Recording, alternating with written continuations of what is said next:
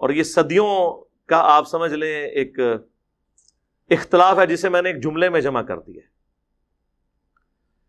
کہ رسول اللہ صلی اللہ علیہ وآلہ وسلم کی مبارک زندگی میں صحابہ کرام کی جو عقیدت تھی اللہ کے محبوب کے ساتھ صلی اللہ علیہ وآلہ وسلم، وہ عقیدت آج اگر آپ نے کسی میں دیکھنی ہے تو وہ بریلوی مکتب کے لوگ ہیں.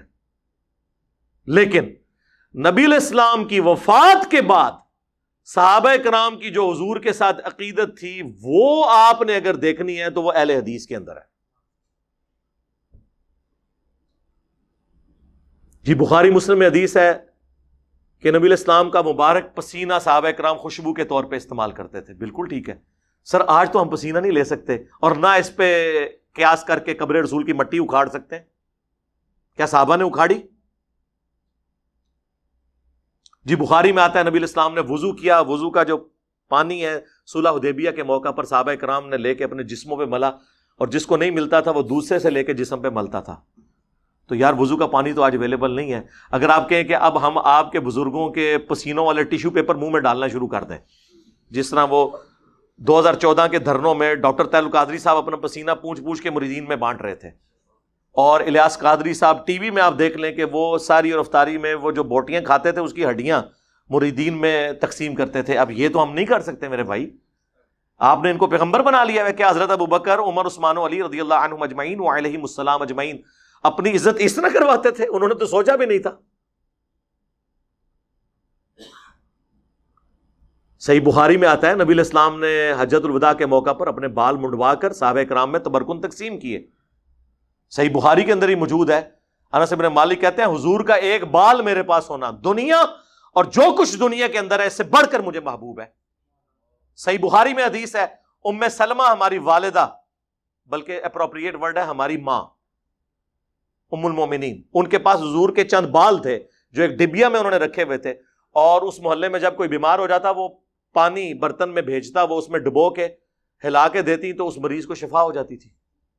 صحیح مسلم میں حدیث ہے نبی علیہ السلام کا کسروانی تیالسی کالا جبہ اسما بنت ابی بکر کے پاس تھا، اور وہ کہتی ہیں حضور پہنا کرتے تھے اور ہم اس کا دھون مریضوں کو شفا کے لیے دیتے ہیں. یہ حضور کے تبرکات تھے، اس میں تو کوئی شک نہیں ہے.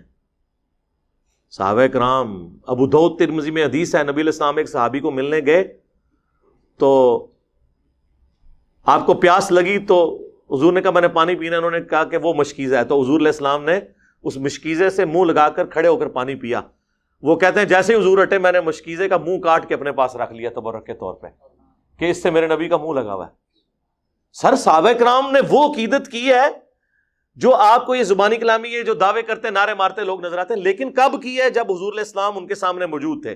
لیکن جیسے ہی فوت ہوئے ہیں تو آپ کی میت کے اوپر محفل میلاد نہیں ہوئی، آپ کی میت کے اوپر وما ارسلناک الا رحمۃ للعالمین نہیں پڑھا گیا، بلکہ کیا پڑھا گیا؟ سیدنا ابوبکر کا خطبہ. 4 جگہ کم از کم بخاری میں ہے، اس سے بھی زیادہ جگہ لیکن ڈیٹیل 4 جگہ. کیا پڑھا؟ اپنی طرف سے اما بعد، یعنی صلاۃ والسلام کے بعد انہوں نے کہا من کان یعبد محمدا فان محمدا قد مات.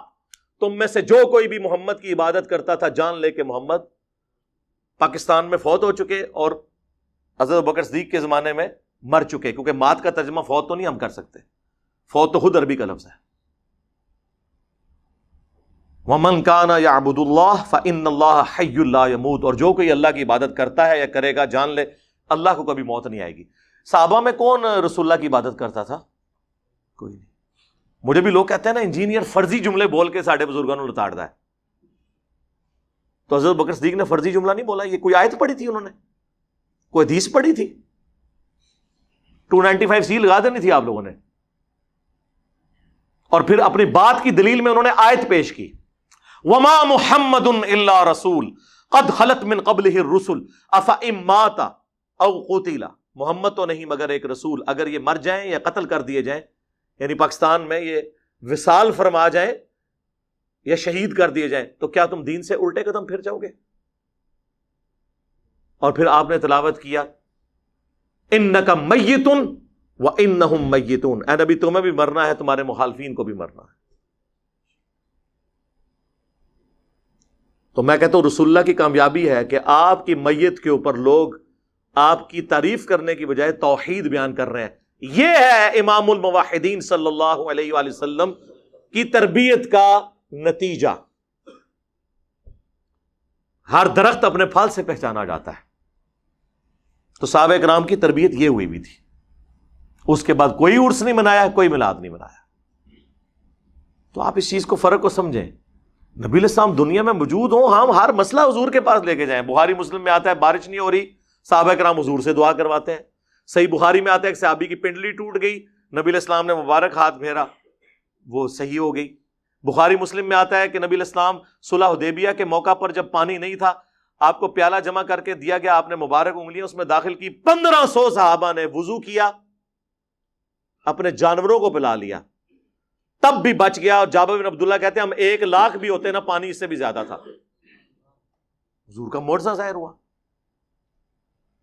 تو آج اگر حضور موجود ہو ہم، اور یہ میرا اپنا عقیدہ نہیں ہے، یہ حضرت عمر کا عقیدہ ہے، 1010 نمبر حدیث صحیح بخاری میں، اِنَّا كُنَّا نَتَوَسَّلُ إِلَيْكَ بِنَبِيِّنَا صلی اللہ علیہ وآلہ وسلم، اے اللہ پہلے ہم تیرے نبی کو تیری بارگاہ میں پیش کیا کرتے تھے توسل کے طور پر، اب ہم تیرے نبی کے چچا کو لے کے آئے ہیں، تو ان کی دعا کی برکت سے بارش نازل فرما، تو بارش نازل ہو جاتی۔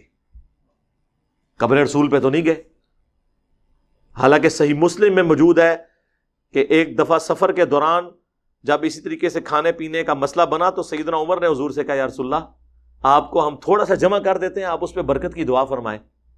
تو بڑی مشکل سے آدھا پیالہ جمع ہوا، حضور نے اس پہ برکت اپنی مبارک ہاتھ ڈالا تو سب لوگوں کو کفایت کر گیا۔ تو حضرت عمر یہ بھول گئے تھے، قبر رسول پہ جاتے کہتے یا رسول اللہ اپنا ہاتھ باہر نکالیں۔ آپ نے 500 سال بعد تو شیخ احمد رفاعی کے لیے نکالنا ہی ہے۔ شیخ زکریا کاندلوی نے فضائل حج میں نقل کیا، اور فضائل سنت میں الیاس قادری صاحب نے، تو میرے تو گھوڑوں کے قدموں کی خاک کو وہ لوگ نہیں پہنچ سکتے، تو یا رسول اللہ آپ اپنا ہاتھ مبارک باہر نکالیں۔ نہ اس زمانے سے عقیدے یہ گلاں نہیں سن ہوندیاں، پرانیاں گلاں، پرانے عقیدے، پرانے بابے تے شاہی کوئی نہیں۔ حضرت عمر کے مقابلے میں، میرے مقابلے میں نہیں، تو حضرت عمر کے لیے تو کوئی نہیں نکلی۔ تو مثالیں تو ہم نے وہاں سے ہی دینے۔ بھائی حضرت عمر کے لیے اگر ہاتھ نہیں نکلا تو بابے تے شاہی کوئی نہیں، جھوٹے واقعات۔ تو نبی علیہ السلام کی مبارک زندگی میں آپ کے ساتھ جو معاملات تھے وہ وفات کے بعد اس طریقے سے نہیں ہو سکتے۔ ورنہ تو میں نے کئی دفعہ کہا ہے کہ آپ لوگ جنے بنو، اکد مولوی دی لت پنو، روزہ شریف پہ ہم اسے لے جاتے ہیں، ٹھیک کروائیں۔ اور یار جب ثقیفہ بنی ساعدہ کا ایشو ہوا، بخاری مسلم میں آتا ہے نبی علیہ السلام کی وفات کے بعد 6 مہینے تک مولا علی نے سیدنا ابوبکر کی بیعت نہیں کی۔ اس دوران کسی کو یہ وہم بھی نہیں آیا کہ جا کے قبر رسول سے جا کے پوچھ لیتے ہیں کہ آپ کا خلیفہ کون ہے آپ کے بعد۔ اس زمانے میں عقیدے نہیں ہوتے تھے۔ اما عائشہ 47 ایئرز تک رہی ہیں حجرہ عائشہ میں، کبھی انہوں نے دعویٰ نہیں کیا کہ میری حضور سے ملاقات ہوئی ہے، میں نے آپ کو فزیکلی دیکھ لیا۔ حتیٰ کہ جب جمل کے لیے نکلی ہیں اس وقت نہیں حضور نے کوئی آواز دی کہ عائشہ نہ جاؤ، وہ تو ہو پہ جا کے کتے جب بھونکے ہیں تو پھر آپ کو یہ ریئلائز ہوا کہ یہ تو غلط ہو گیا کام، ورنہ تو حضور نے تو نہیں روکا۔ اس زمانے میں عقیدے ہوتے ہی نہیں تھے میرے بھائی، یہ چیزیں ایگزسٹ ہی نہیں کرتی تھیں، یہ سب کہانیاں انہوں نے بنائی ہوئی ہیں۔ اب نہیں بنے گی اللہ کے فضل سے، کیونکہ اب تو میڈیا کا دور ہے۔ وہ کہتے ہیں جی سیدہ آمنہ سلام اللہ علیہا نے خواب دیکھا تھا۔ بالکل جی موجود ہے، مسند احمد میں حدیث ہے، مشکات میں بھی ہے، دلائل النبوہ کے اندر بھی موجود ہے کہ نبی علیہ السلام نے فرمایا میں اس وقت بھی اللہ کے ہاں خاتم النبیین لکھا ہوا تھا جب آدم علیہ السلام ابھی مٹی اور پانی، روح اور جسم کے درمیان تھے۔ اللہ کے علم میں اس وقت بھی اللہ کا پیغمبر تھا۔ بالکل ایسے ہی ہے۔ میں دعائے ابراہیم ہوں، میں عیسیٰ کی بشارت ہوں، میں اپنی ماں کا وہ خواب ہوں جو انہوں نے پیدائش کے وقت دیکھا کہ ان کے لیے ایک نور ظاہر ہوا جس سے شام کے محلات بھی ان کے لیے روشن ہو گئے۔ یعنی آپ کو بتایا گیا کہ آپ سے جو بچہ پیدا ہوگا اس کی جو حکومت ہے بالآخر رومن امپائر کو بھی سپر سیڈ کر جائے گی، یہ دکھایا گیا۔ تو وہ کہتے ہیں پیدائش کے وقت یہ جو روشنی ظاہر ہوئی نا، اس سے میلاد کی لائٹنگ ثابت ہوتی ہے۔ سر یہ آج تک ثابت نہیں ہوئی تھی، آپ نے ثابت کی ہے۔ اس سے کیسے ثابت ہوگی میرے بھائی؟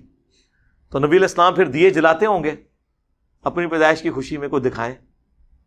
پھر رہ کے ان کے پاس وہ رہ جاتا ہے شاہ عبدالحق محدث دہلوی جی مدارج النبوہ میں انہوں نے لکھا ہے کہ حضرت جبرائیل علیہ السلام کو اللہ تعالیٰ نے 3 جھنڈے دے کر بھیجا ہے. ایک جھنڈا جو ہے وہ خانہ کعبہ کے اوپر، ایک رسول اللہ کے گھر کے اوپر، ایک بیت المقدس کے اوپر. اور کہانیاں نے پائی کوئی سند نہیں، سب جھوٹ ہے.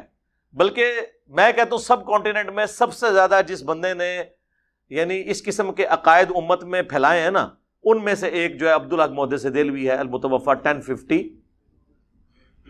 ہجری. اس کی کوئی اصل نہیں ہے، کہانیاں جو مرضی لکھتے رہے.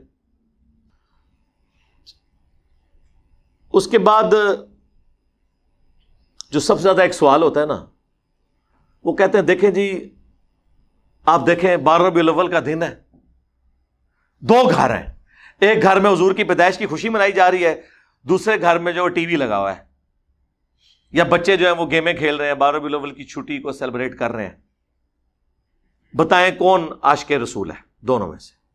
اب اگر آپ اس طریقے سے بنیاد بنائیں گے، لاجک کی بنیاد پہ، منطق جو زیادہ تر ہمارے اہل تشیع اور بریلوی حضرات لے کے چلتے ہیں، تو پھر سر اس کی تو کوئی اینڈ نہیں ہوگی. کل کو تو پھر ہم آپ سے یہ کہیں گے کہ ایک طرف آدم علیہ السلام ہے جنہیں فرشتوں نے سجدہ کیا انکلوڈنگ جبرائیل علیہ السلام، اور دوسری طرف ہمارے نبی علیہ السلام ہے، تو ہم انہیں سجدہ نہ کریں؟ لاجیکلی تو کرنا چاہیے. لیکن ابو داؤد میں حدیث ہے، سنن ابن ماجہ میں بھی ایک صحابی نے سجدہ کیا، آپ نے کہا سر اٹھا کیا کر رہا ہے؟ ان کا یا رسول اللہ ہیرا نامی شہر میں گیا تھا، وہاں لوگ اپنے سردار کو سجدہ کرتے ہیں، تو میں نے بہتر سمجھا کہ آپ کو سجدہ کروں. آپ نے فرمایا جب میں فوت ہو جاؤں گا تم میری قبر سے گزرو گے، کیا میری قبر پہ بھی سجدہ کرو گے؟ ان کا نہیں یا رسول اللہ. تو فرمایا پھر مجھے کیوں سجدہ کر رہے ہو؟ اگر سجدہ میں جائز سمجھتا تو بیویوں سے کہتا کہ اپنے خامدوں کو سجدہ کریں اس حق کے سبب جو اللہ نے مقرر کیا ہے. تو حضور نے تو نہیں یہ کہا کہ عشق دے چلے نمبر لے گئے، عقل والے انجے ہی عمرہ گالیاں کہتے ہیں نا جی، عشق کے چلے نمبر. او عشق دے چلے اتنے بھی میرے ہتھوں مارے گئے، اگوں اللہ دے ہتھوں مارے جان گے. ہاں عقل والے انما یتذکر اولو الالباب، نصیحت تو حاصل نہیں کرتے مگر عقل والے. یہ آپ نے کون سا دین بنا لیا؟ تو اس طریقے سے چیزوں کو نہیں پریزنٹ کیا جا سکتا. تو اس کی پھر میں ان کو پھکی دیتا ہوں کہ دیکھیں کہ 10 محرم کا دن ہے، ایک گھر میں مجلس ہو رہی ہے، لوگ چیخو پکار کر رہے ہیں، ماتم کر رہے ہیں، اہل بیت کے مصائب کو یاد کر کے رو رہے ہیں، اور دوسرے گھر کے اندر ٹی وی چلا ہوا ہے. بلکہ اس سے بھی بڑھ کر اعلیٰ حضرت کی کتاب رد الرافضہ رکھی ہوئی ہے جس میں شیعہ کو کافر ڈکلیئر کیا گیا ہے. ایک طرف اہل بیت کے غم میں لوگ رو رہے ہیں، یہ شیعہ کا گھر ہے، یہ بریلویوں کا گھر ہے. اب بتاؤ کہ عاشق اہل بیت کون ہے؟ تو کہیں گے نہیں، عشق اہل بیت کا یہ تقاضا نہیں ہے کہ اس طرح کی بدعت کی جائے. تو سر عشق رسول کا بھی یہ تقاضا نہیں کہ اس طرح کی بدعت کی جائے. پھکی کے بغیر، اینٹی وینم الزامی جواب کے بغیر بات سمجھ نہیں آتی. خود تو آپ بھی یہ سب کچھ کر رہے ہیں. اہل بیت کی محبت بھی ہمارے ایمان کا حصہ ہے. صحیح مسلم کی حدیث، علی سے محبت نہیں رکھے گا مگر مؤمن، علی سے بغض نہیں رکھے گا مگر منافق. المستدرک للحاکم میں 2 حدیثیں ہیں. اگر کوئی شخص پوری زندگی مقام ابراہیم اور حجر اسود کے درمیان کعبے کے سامنے نمازیں پڑھتا رہے اور روزانہ روزہ بھی رکھتا رہے، لیکن اس حال میں اللہ کو ملے قیامت کے دن کہ اس کے دل میں ہم اہل بیت کا بغض ہوا، تو اللہ اسے ضرور دوزخ میں داخل کرے گا. اللہم لا تجعلنا منہم اللہم اجرنا من النار. تو آ جاؤ پھر تم بھی عشق رسول کا اظہار کرو اس طریقے سے، عشق اہل بیت کا اظہار کرو پھر اس طریقے سے، تو آپ کے لیے خود مصیبت کھڑی ہو جائے گی. اور نہیں جی یہ جو کچھ ہم کر رہے ہیں منع تو کہیں نہیں نا. سر منع تو بہت کچھ نہیں ہے. جب یہ کہہ دیا کہ جو صحیح مسلم کی حدیث کہ بدترین کام وہ ہیں جو دین میں نئی داخل کر دیے جائیں اور وہ بدعتیں ہیں اور بدعتیں گمراہیاں ہیں، تو منع تو ہو گیا. پھر بھی اگر آپ کو سمجھنا ہے تو ہم آپ کو پھر ایک مثال دیتے ہیں کہ عید کی اذان کہاں پر منع کی گئی ہے. وہ کہتے ہیں نہیں بخاری مسلم میں حدیث ہے کہ نبی علیہ السلام عید کی اذان نہیں دیتے تھے. تو اس سے کیا فرق پڑتا ہے؟ منع تو نہیں نہ کی. اذان کوئی برا کام ہے. بخاری مسلم میں حدیث ہے اذان کی آواز سے شیطان جو ہے بھاگ جاتا ہے اور اس کی ہوا خارج ہو جاتی ہے. اور جن لوگوں نے صرف عید کی نماز پڑھنی ہوتی ہے تو عید کے دن تو اذان لازمی ہونی چاہیے، بلکہ 2 ہونی چاہیے. کہیں گے نہیں نبی علیہ السلام نے نہیں کیا. تو پھر ہم وہی سوال کریں گے کیا گناہ کا کام ہے؟ کہیں گے نہیں ہے تو ثواب کا کام ہے، لیکن نبی علیہ السلام نے تعلیم نہیں فرمایا. تو سر بس یہی ہمارا جواب آپ کے میلاد کی ایکٹیویٹیز کے بارے میں ہے. آپ نے میلاد منانا ہے، صحیح مسلم 2750، فیہ ولدت وفیہ انزل علیہ، اس دن میں پیدا ہوا اور اسی دن مجھ پر پہلی دفعہ وحی نازل ہوئی. آپ روزہ رکھ کر منڈے والے دن ہر ہفتے ہر ویک میں منڈے کا روزہ رکھ کر میلاد منائیں، جشن میلاد بھی منائیں اور جشن قرآن بھی.